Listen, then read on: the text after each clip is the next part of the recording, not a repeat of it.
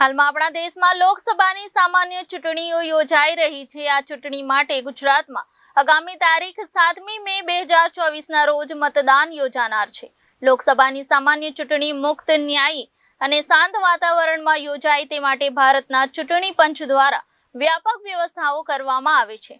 પરંતુ શું તમને એ ખબર છે કે મતદાન કરતી વખતે તમારી આંગળી પર જે શાહી લગાડવામાં આવી છે તે ક્યાંથી આવે છે?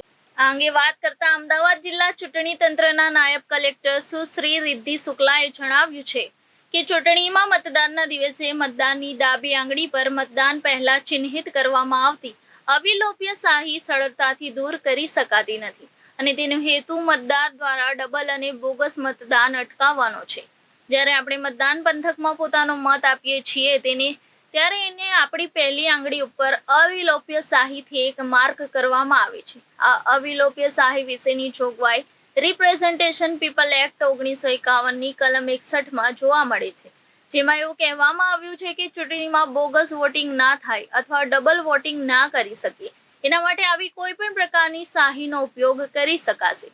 ચૂંટણીમાં વપરાતી આ અવિલોપ્ય શાહી આપણા દેશમાં માત્ર એક જ જગ્યાએ બને છે અને એ છે મૈસૂર પેઇન્ટ અને વાર્નિશ લિમિટેડ કરીને ગવર્મેન્ટ કંપની છે જે આ અવિલોપ્ય શાહી બનાવે છે। હાલના ડેટા પ્રમાણે લોકસભા ચૂંટણીમાં 26 લાખથી વધારે શાહી બોટલ્સનો વપરાશ થશે। આ કંપની માત્ર ભારતીય ચૂંટણી પૂરતા જ નહીં પરંતુ વિશ્વના 25 જેટલા અલગ અલગ દેશમાં શાહી પૂરી પાડે છે, જેમાં ઘાના, સાઉથ આફ્રિકા, મલેશિયા સહિતના દેશનો સમાવેશ થાય છે, જેને આ કંપની દ્વારા ચૂંટણી માટે શાહી સપ્લાય કરવામાં આવે છે। આ શાહીની વિશેષતા વિશે વાત કરતા તેમણે જણાવ્યું હતું કે આ અવિલોપ્ય શાહીમાં એક સિલ્વર નાઇટ્રેટ નામનો કમ્પાઉન્ડ આવે છે જે કોઈપણ અલ્ટ્રાવાયોલેટ લાઇટ અથવા તો પછી સનલાઇટની સાથે રિએક્ટ કરે છે।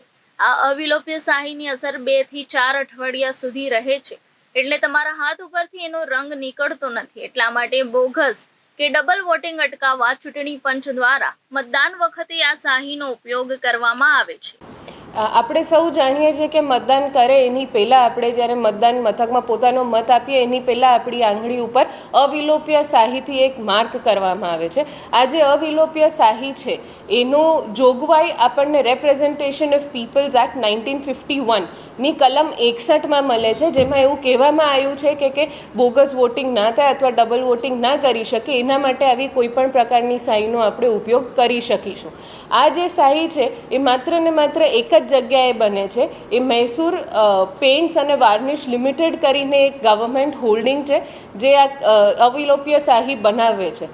હાલના ડેટા પ્રમાણે 26 લાખથી વધારે બોટલ્સ આ જે સહીની છે એ પૂરેપૂરા ઇલેક્શન્સમાં એનો ઉપયોગ થવાનો છે। આ સહી માત્ર ને માત્ર આ કંપની ઇન્ડિયન ઇલેક્શન્સ માટે નહીં પણ 25 અલગ અલગ કન્ટ્રીઝ જેમ કે ઘાના છે, સાઉથ આફ્રિકા છે, મલેશિયા છે, મોલદીવ્સ છે, ત્યાં પણ એનો સપ્લાય આપણે કરીએ છીએ। આ જે શાહી છે એમાં એક સિલ્વર નાઇટ્રેટ નામનું કમ્પાઉન્ડ આવે છે। સિલ્વર નાઇટ્રેટ એવું કમ્પાઉન્ડ છે કે જે કોઈ પણ અલ્ટ્રાવાયોલેટ લાઇટ અથવા તો પછી સનલાઇટની સાથે રિએક્ટ કરે છે અને એ જે અવિલોપ્ય શાહી છે એને અવિલોપ્ય બનાવે છે। આ શાહીનો અસર લગભગ 2 અઠવાડિયાથી લઈને 4 અઠવાડિયા સુધીમાં એ તમારા હાથ ઉપરથી એનો રંગ નથી નીકળતો અને આના માટે થઈને કોઈ પણ વ્યક્તિ એક જ વાર મત આપે એના માટે થઈને આ અવિલોપ્ય શાહીનો ઉપયોગ આપણે ઇલેક્શન્સમાં કરતા હોઈએ છીએ।